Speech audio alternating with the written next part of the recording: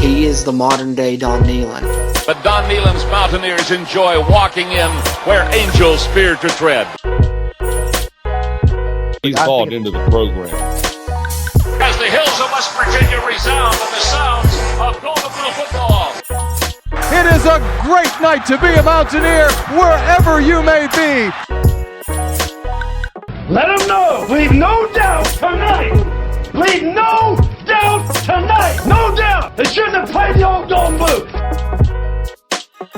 I was watching ESPN today and they showed a little thing about our game tonight in a poll. And the whole U.S. was covered in red. And the only state, the greatest state in the nation, was covered in blue, and that was West Virginia. And that's why we won this game. Trust the climb.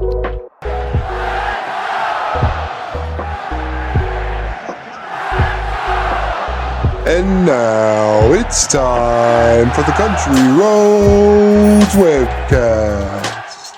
What's going on, Mountaineer Nation? Welcome into another edition of the Country Roads Webcast, the Season 5 kickoff edition. Here we are, gentlemen, already kicking off the 5th season of the Country Roads Webcast as fall camp rapidly approaches. Starting in the next few days here from the time we're recording. Can't wait to see it. As always, I'm your host, Jordan Cruz, joined by my co-host, Steven. How you doing, everybody? And Bradley. What up? All right, gentlemen. So this episode, of course, Season 5 kickoff show, but what we're going to use this for is our little Big 12 preview here on the Country Roads Webcast. Going to go through West Virginia's opponents in the Big 12 conference in the order that they'll face them on the schedule in the 2022 season and kind of talk a little bit about each one. And all three of us select where we think they'll be into this season in comparison to the Big 12 media poll. That'll be our main topic for this episode. But before we get into that, of course, kick this thing off the way we always like to with some off-topic babble, followed by some Mountaineer news.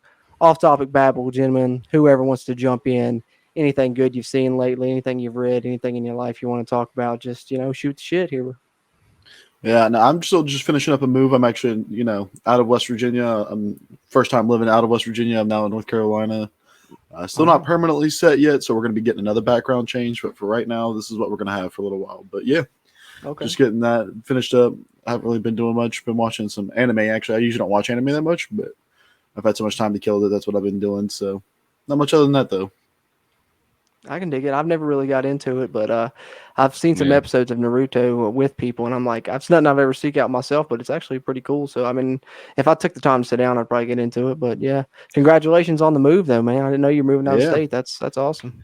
Yeah, it's been hectic, but it's been nice. It's been really nice. We're actually in Charlotte now, so, it's been way better than where we were at. So Carolina Panthers territory. It's my squad there. Keep pounding.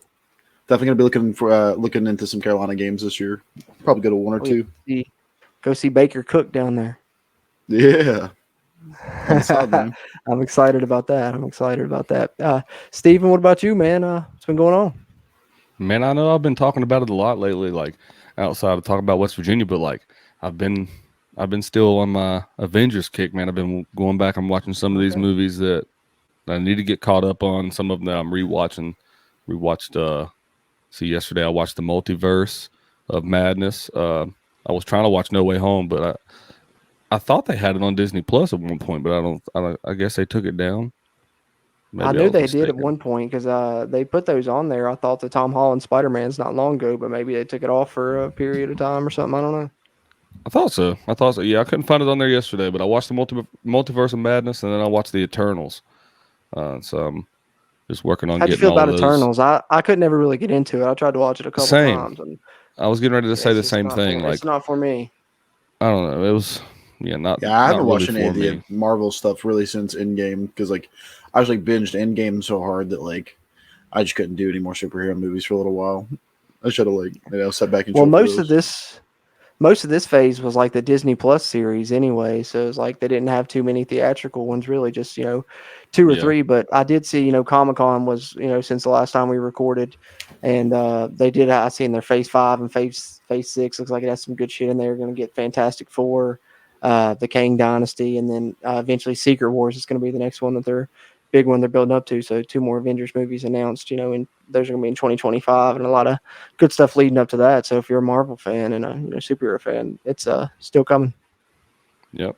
Yeah, I don't want to spoil anything, but they're like they had Black Bolt in the Multiverse of Madness, and I don't know, like Yep. that whole character, like it felt so DC-ish, I guess you could say. Like I don't know, just I thought that I was watching a DC movie whenever I was watching that part. Yeah, I'm not saying I it's a know what bad you thing, mean. but it just felt different. Yeah, that movie was different. That's why I liked it though, because it felt like so much different than anything else Marvel's done. It definitely, you could tell that it was like they let Sam Raimi be Sam Raimi with that one. Yeah, they definitely did. But yeah, that's all I've really been up to is watching I feel you. those Marvel movies. I know that's right. I finally did get to go. I went and seen Nope. A couple days after it came out. Finally, Jordan Peele's new movie. Loved his first two. Loved Us. Loved to get out, so I had to go check it out, and I really did. I liked it a lot. I don't like it as much as I liked Us or Get Out. It's my third favorite of his three movies so far, but I still really did enjoy it. It has like to keep it spoiler free. It's like Jaws, but not in the water, is what it feels like to me. It's really Spielberg esque summer blockbuster feel to it. Alien movie though, instead of a shark, type premise, but really good overall. It's like my number 5 of the year so far for 2022. But the thing I love Jordan Peele about, of course, is the hidden themes and social commentary he weaves in there, and you can just go there and then after you see one of his movies, spend hours looking up theories. What does this mean? Did this have significance and stuff like? And that's what I love about the Jordan Peele movies. So I liked it for that aspect, more than anything, as I usually do. But like I said, not my favorite out of his films, but I still really did enjoy it. So that's one thing I watched. Harley Quinn, the animated series. I don't know if y'all have ever watched that, but it is funny as hell. One of my all-time favorite animated series now. It's on HBO Max, but the third season, they dropped the first 3 episodes of that. So I've been working on that. Got about 2 of those down. And then other than that, still making my way through the Backyard Brawl book, trying to get through that. I've watched all the Backyard Brawls up to 2011, the most recent one. So working on finishing the book now, hopefully getting that done before the season kicks off. But yeah, that's what's been going on with me. Yeah, but doesn't that work? Yeah, trying to. That work. Hey, getting man, some things done. September 1st is fast approaching. Yeah, it is. That's right. Where are we at, Jordan? 37 days? Is that what it is? It's lower than that. 35. 35, Yeah.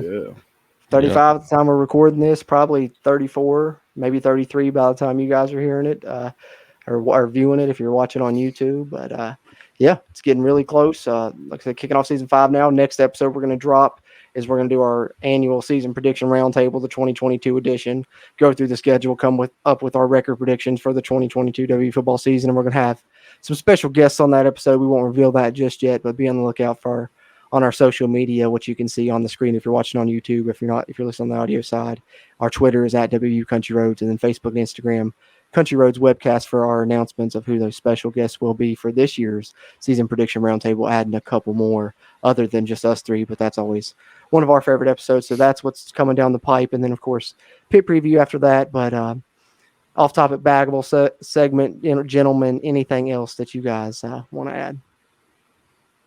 No, I'm ready to talk about some football. All right. That being said, let's get into the Mountaineer News segment then.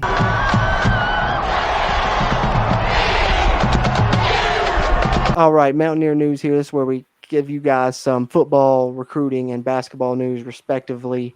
We'll kick it off. Bradley, anything you got for us on the recruiting front news-wise? Yeah, no. So recruiting right now is pretty slow and calm. Most of the kids are focusing on their summer workout camps, and not a lot of kids are really looking to commit. I think there was a couple of big commitments around the country this week, but none of them for WVU. We did offer Noah Devine's son. I know he's not Noah Devine Jr., but lost his name off the top of my head. But I know we offered it to him. He's I think he's a class of 25 kid, and he looks good. Got really quick feet. I think he's also in that running back spot.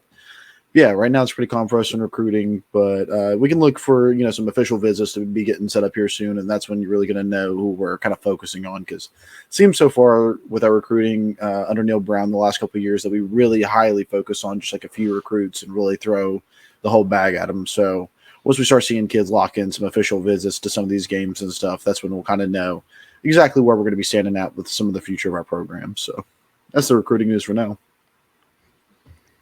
Absolutely. Appreciate that, Bradley. Really excited about a lot of that. Noel Devine's son. Hopefully if he's half as talented as Noel Devine was, that'd be a great pickup. So that's Bradley bringing us the recruiting news. We appreciate it, sir. Flipping it over, Steven, what about some basketball news? Well, I think that the most notable basketball news that I guess I should point out is something that if you're a Mountaineer fan and you haven't wanted this or haven't pushed for this, then you're not a true Mountaineer fan. But Bob Huggins is finally going to be inducted into the Basketball Hall of Fame. So that's some big news coming out of Morgantown. Happy to see that. Grateful to see that. Very deserving. Maybe not if you ask Bradley over there, but but yeah, happy for Coach Huggs. Otherwise, the alumni team Best Virginia has been playing in the TBT, the basketball tournament, which is a summer tournament. If you're not familiar with it, it's a summer tournament that alumni teams or teams that are formed just from a group of talented guys. A multitude of these teams are made up of guys that played overseas professionally, or ones that you recognize from college teams that didn't really make it in the pros or had very short tenures in the pros. For example, West Virginia's team's filled up of John Flowers, Kevin Jones, Devin Ebanks, Jawan Staten. There's a couple guys that didn't play at WVU but are from the state of West Virginia. But anyway, West Virginia has been doing fairly well in this tournament. They won their first game against the UVA alumni team. They won that one by 30. They beat the Marshall alumni team the very next night in a pretty good game. I think they won that one by 10 or 11 points. And then last night they had a very, very good game when it came down to the wire against the Buccaneers, not to be confused with the Mountaineers. But they will be going to the quarterfinals, so keep your eye out for that. I'm really, really excited to watch that one. It's been really enjoyable for me because, I really like watching a lot of those guys play. And if you want to watch, some of these guys play that you enjoyed watching in college and they, wonder what happened to them. A lot of those guys are playing with this team. So it's really fun basketball to watch if you're a college basketball fan. Yeah, and I haven't really even got to watch the games yet. Yeah, I've been pretty busy. I haven't got to watch them yet, but I was just super excited about Jaysean Page because that dude was just, a monster back when he played here, coming off the bench and putting up over 20 points a game, coming off the bench was just like so much fun to watch back in the day because he was just a pure scorer, man. Guy knew how to put a ball through a hoop. Let me tell you something, man. I know that it's only natural for a player to progress as they get older, and whenever you become a professional basketball player, that's when you do your most progression. That's when you're supposed to. But I'll tell you something right now. If John Flowers could shoot the ball like that back when he played at WVU, we would have won a national championship in 2010. I'll tell you right now. Oh, he's been lighting it up. He has been shooting at a very hot clip, man. It's been awesome. Not if you ask a certain somebody from a certain news site. Rhymes with vomit. Yeah. I don't ever pay attention to that site anymore, so I'm not familiar with that. No, I didn't even see it. I haven't blocked on Twitter, but I saw somebody else share a picture of something he was saying. It was like everybody's great except for John Flowers, and it's just like you only wish. Why does he even follow West Virginia? All he does is anyway. Hey, John Flowers, because he's the best news reporter about that battle. Best news reporter. We're not going to grace any part of our show with that vomit. How about that?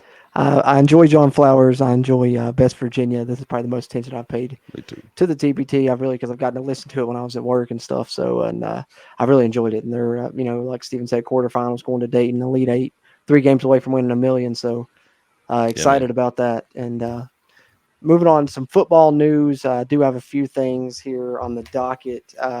One of which Fan Day, August 13th, from 9 to 10:30 a.m. Always, fan favorite. One of the, the first practices, they'll let some fans in there, get to meet the players, get some autographs, stuff like that, and catch a little bit of practice maybe as well. Other than that, I know Steven mentioned Bob Huggins going into the College Basketball Hall of Fame.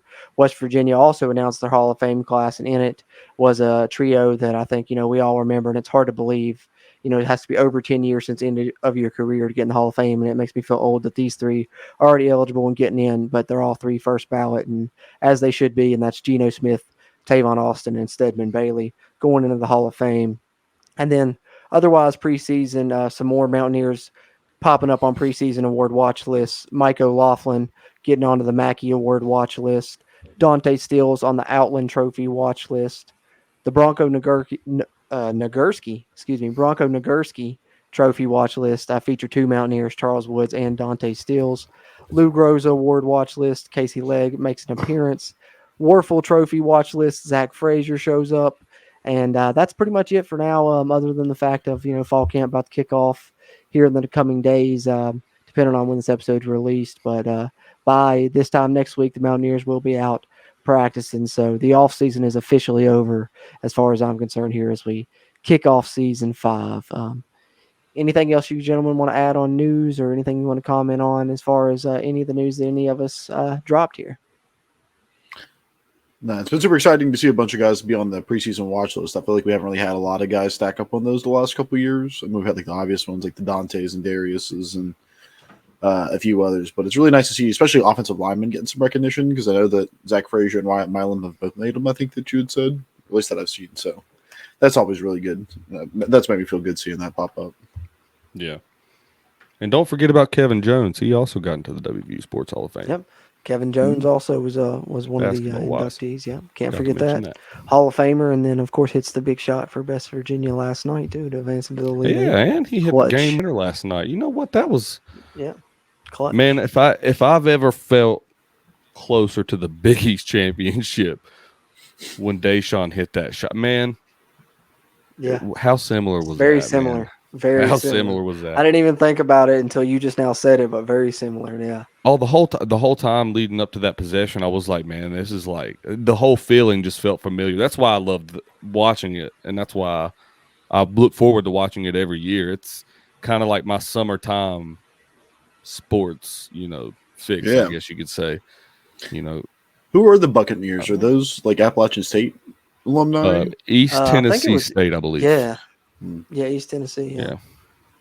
The next team they play is the Red Scare, which is the Dayton alumni team. Yeah, and they've got some Ohio State players on there too, on the Dayton team. Yeah, and I tell you what, they're a good basketball team. They just beat Jimmer Fredette's team, the money team, and that was in a lot of minds, that really know about the teams that play in that. That was the team to beat. That was the one that a lot of people were picking to win it. So I don't know, West Virginia might have their hands full against the Red Scare coming up. But I'll tell you what, West Virginia has, from what I've watched, one of the most talented teams in the tournament. They do have a shot to win it.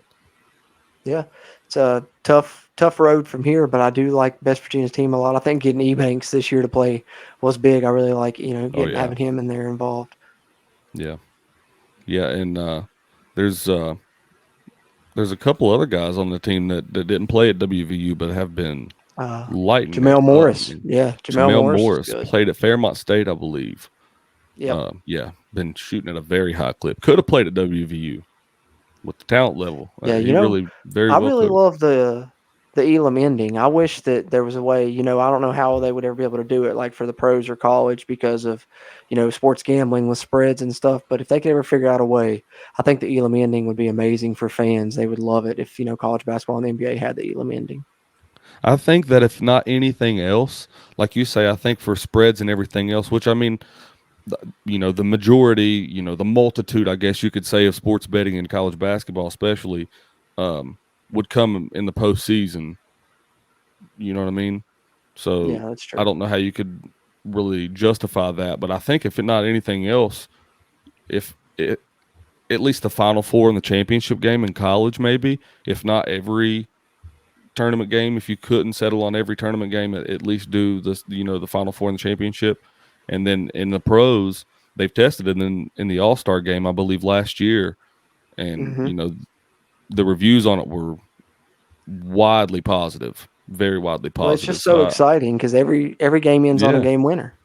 I think that is very good for the game of basketball because it makes every game exciting. Essentially every team has a chance, even, if a team is within 8 points of that score or within 15 to 20.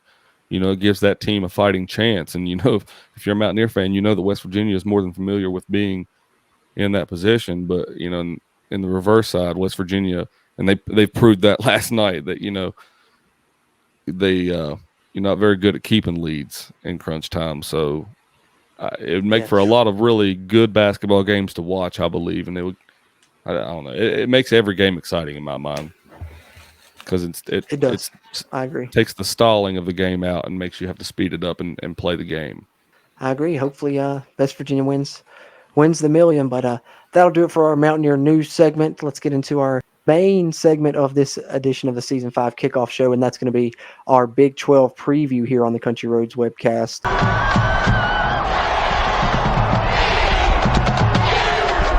And we're going to just do it going through it in the order that West Virginia will see these Big 12 teams going by their schedule. And their first Big 12 opponent will be Kansas in a home opener at night in Morgantown. And as far as Kansas, they do return their head coach, offensive coordinator, and defensive coordinator. Their top players that they have are going to be Jalen Daniels at quarterback, who really looked good for them last season. Halfback Kai Thomas coming in, transfer from Minnesota that West Virginia saw in their bowl game, and he looked really good. Devin Neal, another halfback for them that played good as a freshman last year. And then Kenny Logan at safety has been a mainstay and come back for his senior season as well. Of course, a key player for them. In the Big 12 media poll released just before Big 12 Media Days, they were projected 10th in the Big 12, but what we're going to do is we're going to go through each one of these and we're going to say where we project them to finish in the Big 12. I'll start and then we'll just go around the horn here. So Bradley, you can follow after me, and then Steven, you can follow after him. We'll say where we project them to finish and any comments we want to add on the Big 12 team. And of course, Kansas here. I agree with the Big 12 media poll in this one. I do have them finishing 10th, but I do think this is going to be a decent Kansas team. I like Jalen Daniels. I think Lance Leipold is going to be a good coach for them. And I could see Kansas winning 4 games maybe. And I know that sounds like that's terrible, but Kansas hasn't won 4 games probably in a decade. Terrible, so. But yeah, so I've got them 10th. Bradley, what about you? Yeah, I don't think that you can take Kansas out of the bottom spot until they prove that they're not that bottom spot team. But they are returning some of the more of their team than most of the teams in the Big 12 this year, which, matters in some ways, and I think that that's what's going to lead to those extra wins that you're talking about. But yeah, I don't think the 10th or 9th is still going to be right there where Kansas is at, and I'm going to go with 10th. So, absolutely, Steven? Never say never, but Kansas is Kansas. Yeah, they're not going to improve at all in 2022 in my mind. I think they're going to finish 10th. I think they might have a chance to get to 4 wins, like you said, Cruz. I don't know. When was the last time they even got to 3 wins? Did they win 3 last year? Yeah.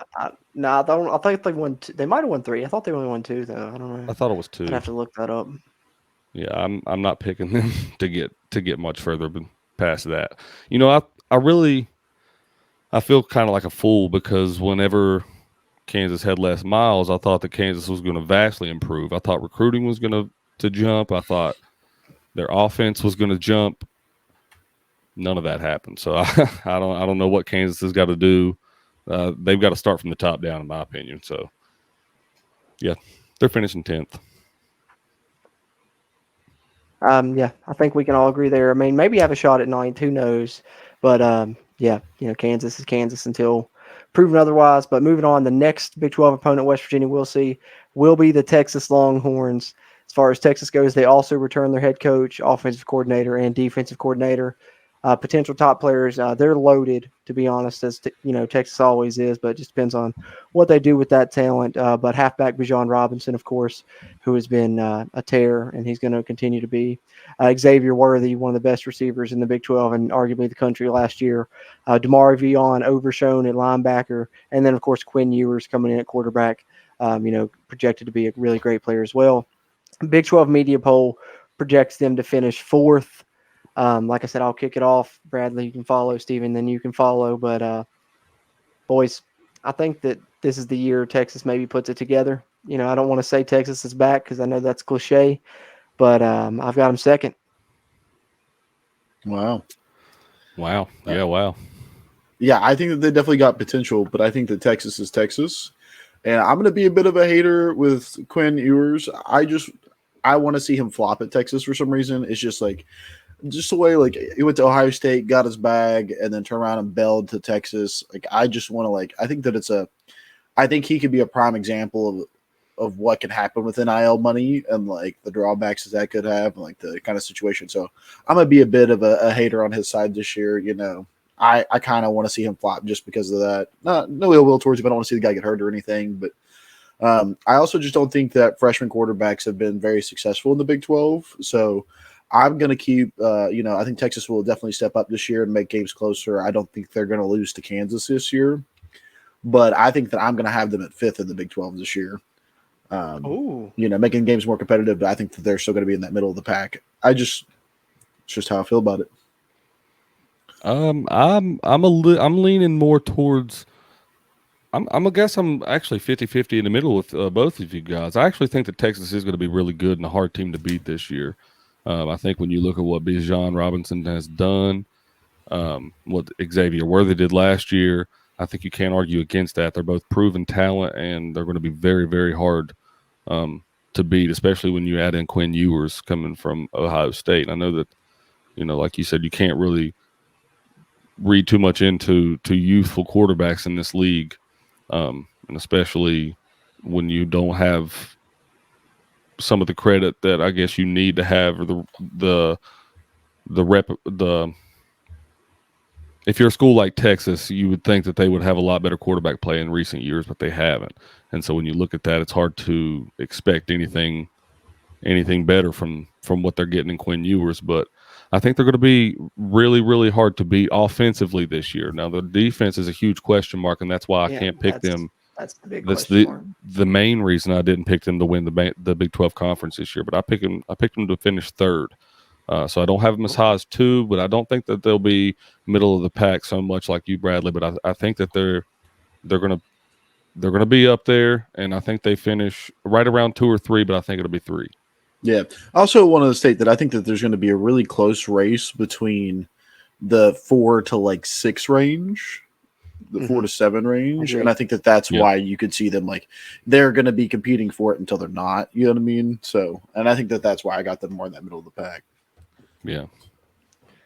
Yeah, me and Steven are drinking the Kool-Aid a little bit more, I guess. I tried not to because, like Steven said, the defense has been terrible. But if the defense can be even, I think, semi better, then they could really, because their offense, I think, is going to be explosive. Yeah, I will say this though, I don't think that their defense is going to be that much better this year. I think that their defense is going to be what holds them back from winning the championship and from climbing that hump. And the only reason that I think their offense is going to be that powerful is because we've seen what Bijan Robinson and Xavier Worthy can do. The only question mark that we haven't seen is Quinn Ewers. And with, as highly rated as that kid is, that offense is going to be very, very high powered this year. And I think they're going to be one of the best offenses in the country, not just the Big 12.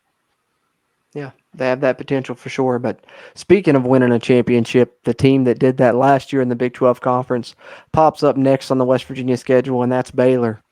As far as Baylor, they retain their head coach, offensive coordinator, and defensive coordinator as well.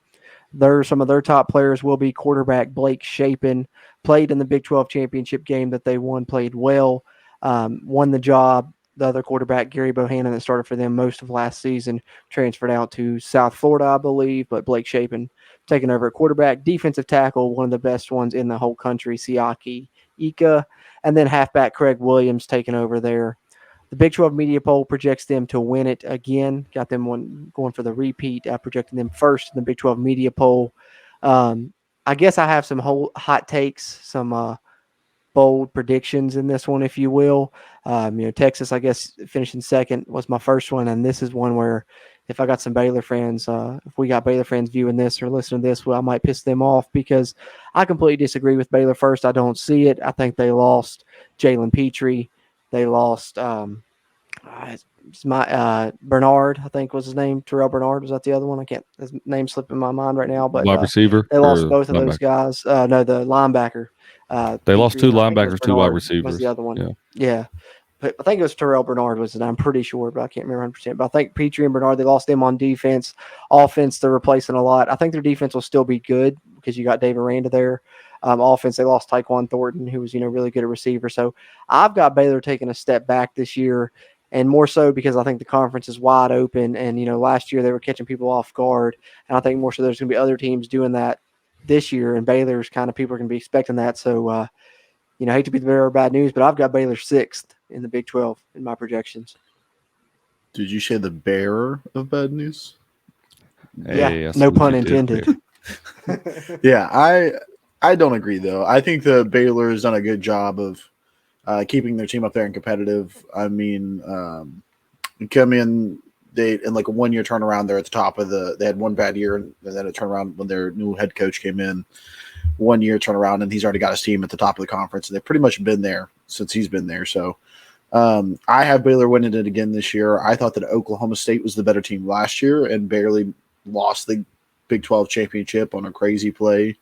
And I think that Oklahoma State's lost more this year, so I think that's probably going to be the team that takes a step back out of the championship last year. But I still think that Oklahoma State's going to be up there. But yeah, I'm still going to put Baylor at first because I think that they've just got a good program going right now, and I think that they're doing a really good job of getting their guys ready to play. So I'm going to have them at first too. I actually agree with you, Bradley. I'm actually picking the Baylor Bears to win it again this year. I won't say that. I'm picking them first in the conference at the end of the regular season. Whoever wins that championship game, that's left up to the gods. But I'm picking the Baylor Bears because they do lose a lot of key pieces. As Cruz mentioned, they lose 2 linebackers, 2 wide receivers, and they lose their star running back, Abram Smith.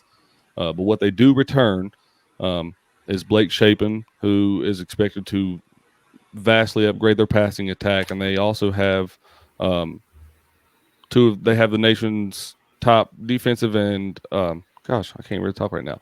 The offensive and defensive lines both rank them on the top in the country. So I think that will give the Bears much needed, security whenever they're trying to get some of these key pieces filled at the early part of the season. I know Cruz is looking at me right now because he's mad we disagreed with him, but I do. I think the Baylor Bears have a good chance to be just as good this year. No, I mean, I'm just over here like, well, damn. But no, in all seriousness, I'm the oddball because obviously the Big 12 projects them first. Y'all projected them first. A lot of people around the country are doing it, but for whatever reason, I don't see it. I don't know, and I've got them 6th. I've got them 6th. I don't know. I might end up looking like a dumbass when it's all said and done, but I don't know. We'll see. I guess. I think there's a few on my list right here that might surprise you guys that I think might have me looking like more of a dumbass than that, but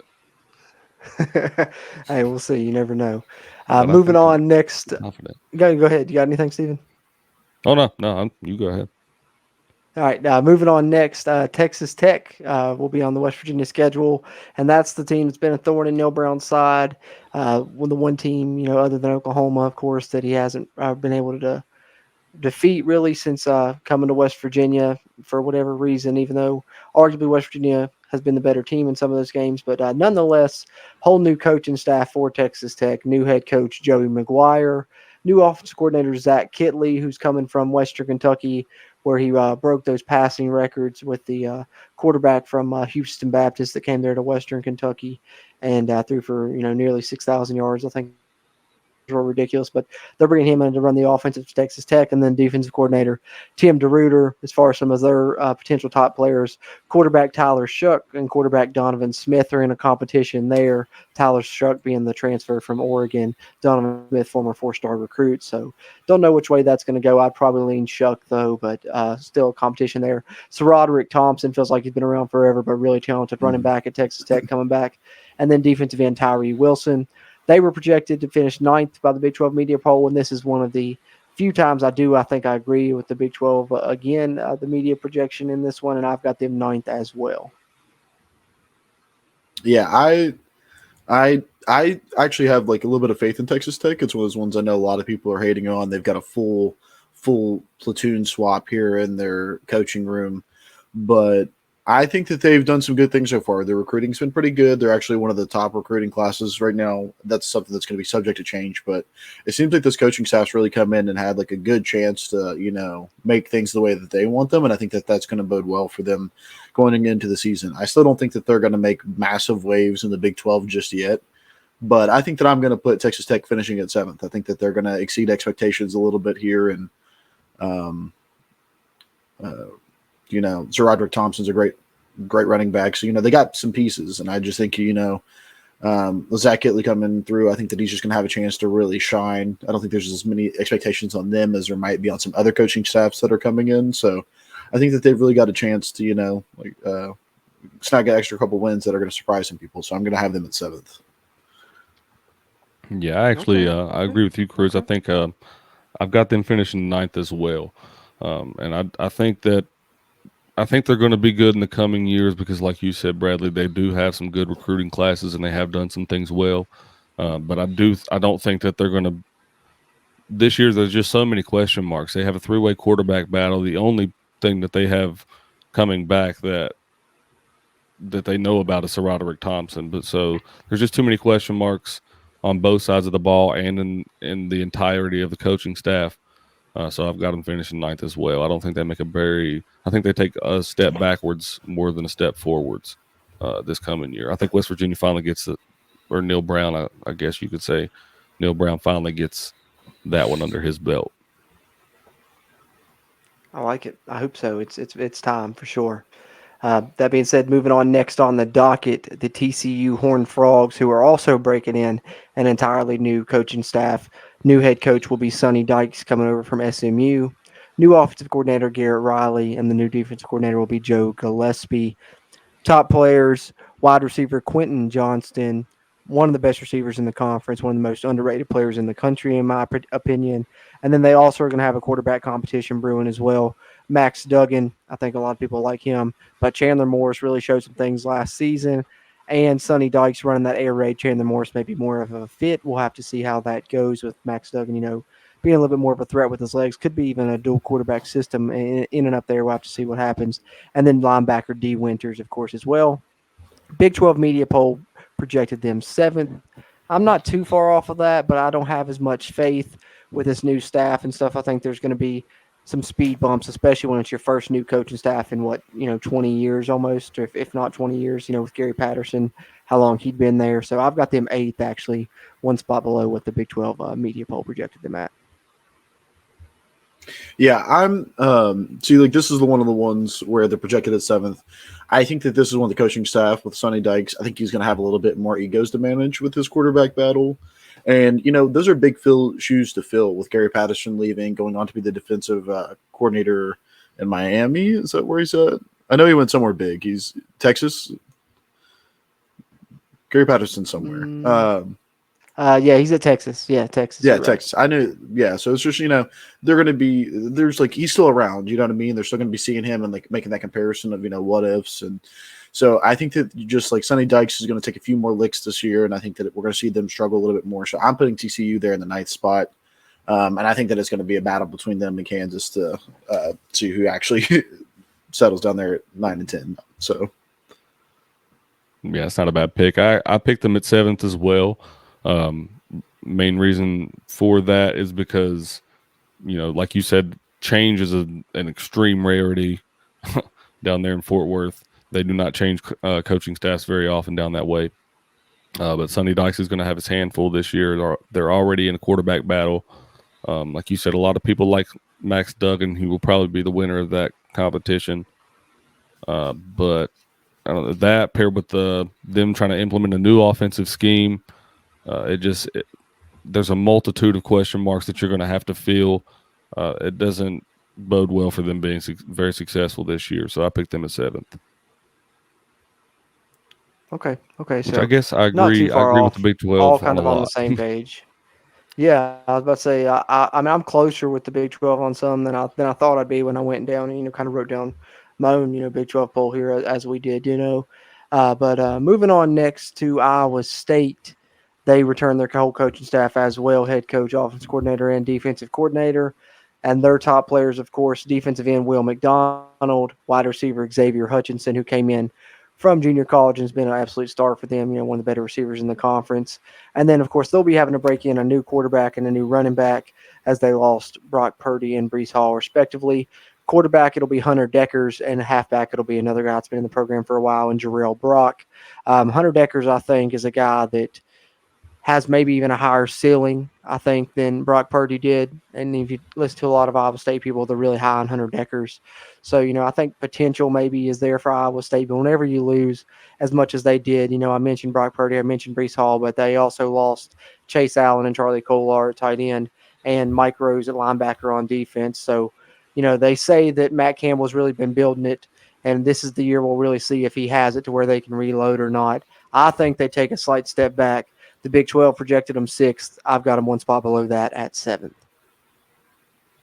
Yeah, I'm going to put Iowa State right there at 8th because I've already got, Texas Tech taking that step forward and TCU taking the step down. But I think the Iowa State's going to be right there battling. I think they're going to have a chance. And I think it's just going to be a lot of 50-50 ball with them. And I just don't have them coming out on the positive side of it this year. But it's one of those ones, it could definitely swing a little bit in the other way. But I feel pretty comfortable putting them there at 8th towards the bottom. So,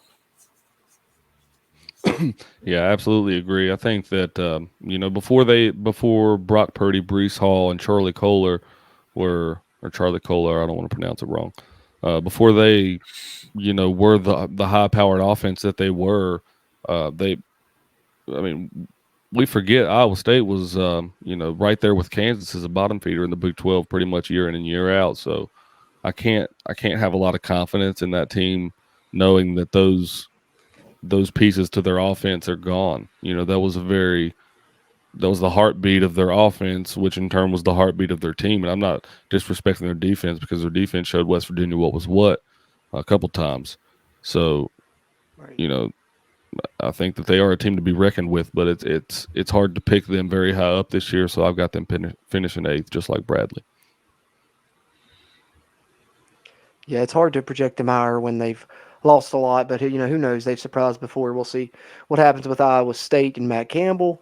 Moving on to a team that's been dominating the Big 12 for a while, but they're breaking in a whole new coaching staff as well. So, and that is the Oklahoma Sooners. New head coach going to be Brenton Venables coming over from Clemson, where he was the defensive coordinator. Offensive coordinator is Jeff Lebby, who's coming from Ole Miss, and they had, I think, the number 1 offense in college football. If not, they were right up there last season. So that's going to, be good for the offense there if he can pair that offense with a Brent Venables defense. And, running that Brent Venables defense will be Ted Roof at the new defensive coordinator. Some of their top players, they had a mass exodus when Lincoln Riley left. Some players followed him to USC. Some wound up other places. But they also brought in some players, and one of those will be their starting quarterback, Dylan Gabriel, transferred in from UCF. Central Florida, had an injury there. I think he was out a year, but now, coming back and going to be playing for Oklahoma. And then wide receiver Marvin Mims is back, and halfback Eric Gray, who transferred in from Tennessee last season. And, of course, Oklahoma loaded with talent, but new coaching staffs who have to see how those mesh together. But the Big 12 media thinks it'll be fine. They've got them 2nd. I think Oklahoma may take a few lumps throughout the season, a little bit, but I still think they have enough talent to remain near the top. I've got them slightly below that. I've got Oklahoma finishing 3rd. Yeah, I actually have I think that Brent Venables is going to have a good chance to come in and put together a really quality Oklahoma team, even though, like you said, they did have a mass exodus. A lot of their current players left. The top end of their recruiting class turned around and left. You lost both your quarterbacks. Really tough place to be, but Brent Venables has been in a program that knows how to do it and do it right in Clemson. And so coming over, I think that I haven't heard a lot about it, but I'm sure that he's had a fairly easy time implementing his method to things. And I'm sure that the quality of kids he have there are used to being in that kind of program already and the kind of the things he expects from them because, he came from a program that was already doing that, went into a program where he's going to expect kids to still, have that high quality mentality. And so I think that him coming in is actually going to be a bit of an unknown, and a lot of people aren't going to know how to handle it and know exactly what this Oklahoma team's going to look like, which is really scary when you have what could be a really well coached up team that you've never really seen on paper before or on film before. And, that might make it harder to plan for him. So I got Oklahoma coming in second. I think that they're going to be up there battling for the Big 12 championship come December. So, well, you make a lot of good points, fellas. But I'll tell you right now, Brent Venables was a hell of a football coach and hell of a defensive football coach, and that's proven. He's won championships and national championships doing that. With that being said, it is hard to come into a program like Oklahoma and take over like Lincoln Riley did when he took over for Bob Stoops. It's hard for anyone to jump from being a coordinator to a head coach. And if I'm not mistaken, Brent Venables, this is his first head coaching gig ever. I think that with that being paired with the complete platoon swap in the entirety of the team on both offensive and defensive side of the ball, I get that they're loaded with talent. But when you pair that, when you bring in new schemes, new personnel, new coaches, I think that this year is the year, if any, that Oklahoma takes a step back. And I've got the Oklahoma Sooners finishing a whopping 5 in the conference this year. Okay. Wow. That's a bold. And so, like I said, I might make myself look like a fool with that prediction, but I think that the Sooners fall back this year, fellas. Yeah, I mean, it's just like one of those years where the Big 12's up in the air, like Jordan has said earlier. So it's, I don't think any kind of assumption is a crazy assumption this year, unless you're putting Kansas at the top of the Big 12. It's ludicrous in my mind to not have Oklahoma there, I guess, because, I mean, Oklahoma football in the championship is synonymous just as much as you say Kansas in basketball. You know what I mean? So, or Alabama in the national championship. So it's become a norm. So it's just hard to pick against that. But I think this is the year that I feel confident enough to not pick them in at least the top 3. Yeah. Hey, if not now, then never before they leave, right? So hopefully, I hope you're right. Actually, I hope Oklahoma and Texas both struggle on their way out, but we'll see how it goes, I guess. Moving on, 2 more teams, 2 more Big 12 opponents left for West Virginia, and the penultimate one will be Kansas State. They retain their head coach and their defensive coordinator, new offensive coordinator, but he's also been with the program for a while, called their last couple of games last year, and that's Colin Klein, the former Kansas State quarterback, now takes over as the program's offensive coordinator. I know when he was quarterback there, they had some really successful seasons. We're ranked number 1 in the country at one point in 2012. They beat that West Virginia team pretty solidly, I think 55-14 or something. I was at that game, but now going to be seeing him on the sidelines as their offensive coordinator. Top players, of course, one of the best running backs in the nation, Deuce Vaughn. Quarterback, they'll have Adrian Martinez taking over, who is a transfer from Nebraska, been in college football for a while. Wide receiver Malik Knowles is back, and then defensive end, one of the best in the conference, Felix Ndike Uzama, I believe is how you pronounce it. Something like that. Who knows? I'm probably pretty far off, but Kansas State, a lot of people would think that they're going to be in that 4th through 7th range. The Big 12 media poll projects them 5th. This is another one I actually agree with the Big 12 media poll on. I like Kansas State, think they can surprise some people. They're one of the other dark horses in the conference, I think, to go along with West Virginia, but I've got them 5th as well. Yeah, and I know a lot of people are really high on Adrian Martinez. I think that's really what's kind of launched Kansas State into this discussion of, the middle of the pack. Can they really cement themselves at the top of it in that 4 to 6, 4 to 7 range? And I think that he's why. And I think that Kansas State's going to be a sneaky good team this year. But I still think I'm going to put them at 6. I think that just everybody has a chance to be really good this year. And I think that when it comes down to it, in that middle of the pack, that Kansas State is just going to settle towards the bottom of it. And I think that that's just going to be, up to atmosphere and away games and, being able to pull off the close ones. And I just don't think that Kansas State's going to be able to do that. So I'm putting them at 6. Yeah, I've got them at 4. I think that I think they're a bit of a sleeper this year. I believe that there's a lot of unknowns. I don't think that Adrian Martinez is that great of a transfer, to be honest with you. The kid has thrown 30 interceptions in his college career, so he's not like the most outstanding quarterback out there. But I don't. He is a talented quarterback, so I do think that they're going to be a hard team to knock off this year. So I don't think that they're so low this year. I think they're middle of the pack, but I got them finished at 4. Okay, so all relatively, around the same spot there for Kansas State for us. And then wrapping up the season for the Mountaineers this year, their final Big 12 opponent of the regular season in 2022 will be the Oklahoma State Cowboys.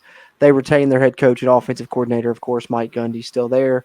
Defensive coordinator, they do have to replace Jim Knowles, though, who had an amazing defense last season, but they replace him with a great one in Derek Mason, who was at Auburn as the defensive coordinator, but he also, you may know that name as he was the head coach of Vanderbilt from 2014 through 2020. Top players, they return quarterback Spencer Sanders, one of the few returning quarterbacks in the conference. Wide receiver Brennan Presley's back. Defensive end Colin Oliver. Defensive end Brock Martin, and they have a few other names along the defensive line that you could name as well. I think their defense will be a strength again this season.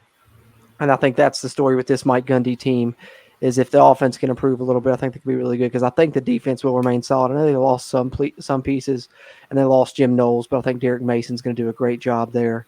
And I always have faith in Mike Gundy. The Big 12 media poll has a little bit of faith in him as well, projecting him third, but I have even more faith that I've got him as my number 1 team in the conference. Yeah, I don't think that's a bad pick. Like I said, I think Oklahoma State was probably the best team in the Big 12 last year. They were scary to go up against. Excuse me. And I think they're going to be scary to go up against again this year. That being said, I think that they're going to take a pretty significant step back on defense, which they're still going to have a great defense. And I think that's just like a testament to how great their defense was last year. I mean, it was impossible to move the ball on them. And they lost a lot of pieces. And losing their defensive coordinator, it's definitely going to be probably something that gets a little bit better as the year goes on. But I think that they are going to take a step back from the 1 and 2 spot this year. And I'm going to agree with the Big 12 poll. And I think that they're going to be sitting at 3. And that's going to be because their defense is going to take a bit of a step back. So,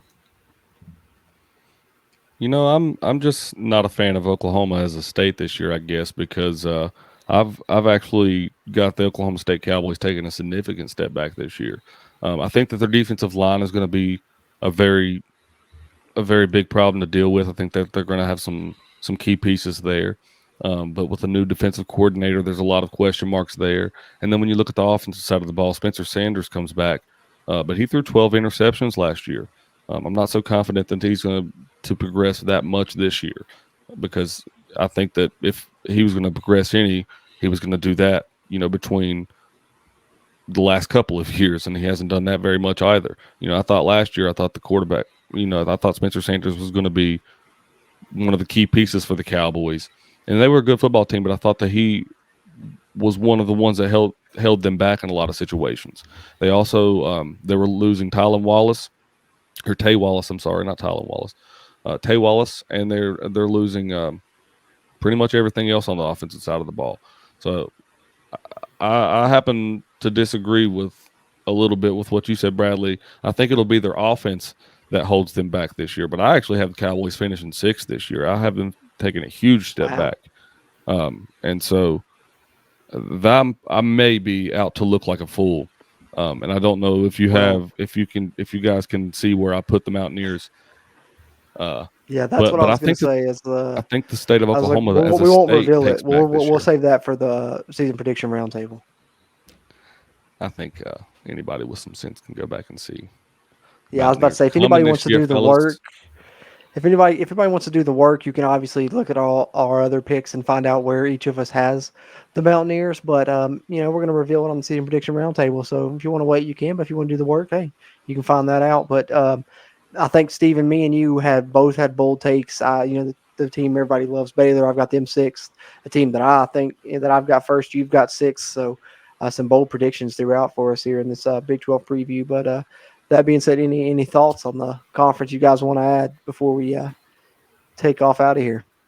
No, should definitely be a fun one in the Big 12 this year. It's definitely going to be different, and it's going to mean a lot more with this year with all eyes on conference realignment. People are going to be looking at these conferences and seeing who's really drawing the eyeballs. So I think it's important for, everybody to be putting on their best shows. So, maybe that'll contribute to some of the games this year. Yeah, I think that this is probably the most wide open the Big 12 conference has been in if not recent years, then since any years, West Virginia joined. right? Yeah, Than for any sure. years the West Virginia's been in the conference that I know of. I think this is undoubtedly the year that West Virginia could make a push, or any team up there could make a push and win the conference. Yeah, but we could talk about it more on the roundtable, but I think that they have to. I think they have to make that push. Yeah, well, obviously, and I think that they're doing it's gotta be a they're now doing or what they never kind need of to thing. make that push. But yeah, I think it's gonna be a fun season to watch. I think it's gonna be an all around fun season to watch of college football with everything that's happening in the landscape of the industry. But I'm just getting impatient at this point. September 1st is right around the corner. So close you can taste it type feeling, and that's when it gets tough. This is the dog days of the off season. Like I said, to me the off season's over. We're dropping our season 5 kickoff show. Fall camp's starting, but you still have to get through these final 3 or 4 weeks, and that's sometimes the hardest part is to get through those final weeks before the first game. But West Virginia's got a big one coming up September 1st on a Thursday night against Pitt with College game day in tow. They're coming into Acrisure Stadium, aka Heinz Field, to play the Pitt Panthers. We'll preview that, coming up later in August. But as for our next show, it's one of our favorite as hosts. It's usually a fan favorite as well. 2022 version of the Season Prediction Roundtable coming at you was our next episode. So be on the lookout for that. We'll have some special guests. Tune into our social media, as I said, Twitter at WView Country Roads, Facebook and Instagram, Country Roads Webcast, for announcements on who will be joining us for the Season Prediction Roundtable. If you're watching on YouTube, as always, hit that like button, give us that thumbs up, help this video's performance here on YouTube and help our future videos performances as well. And as we always like to say, hit that subscribe button, helps us, helps you, helps get more of this Mountaineer football content out to Mountaineer Nation. You can also listen to the audio side on any podcast platform. And if you're there on Apple Podcasts, leave us a rating if you would. And of course, always sharing us is one of the best ways for us to grow here at the Country Roads Webcast. That being said, gentlemen, any final thoughts before we close out the Season 5 kickoff show? I don't got anything. Steven, you got anything? Nope. Just touching on West Virginia again. The game is against the Red Scare tomorrow. Today we're recording on a Thursday. Tomorrow is Friday the 29th at 9 o'clock at night. So yeah, probably this should come out Friday at some point. So hopefully this should be out before then, I think. If today is Friday, then it's tonight. The game is tonight. Yep. In a few hours. But I believe it was on ESPN2 or ESPN3. Can't remember one of those. Check on the ESPN app. It'll be on there. Somewhere on there. Looking to it and looking forward to the start of Mountaineer football season. Hope you guys have been looking forward to the start of Season 5 with the Country Roads Webcast, because it's here either way, and more importantly, Mountaineer football's on the way. But like I said, be on the lookout for the 2022 Season Prediction Roundtable to find out our record predictions for West Virginia in the 2022 football season.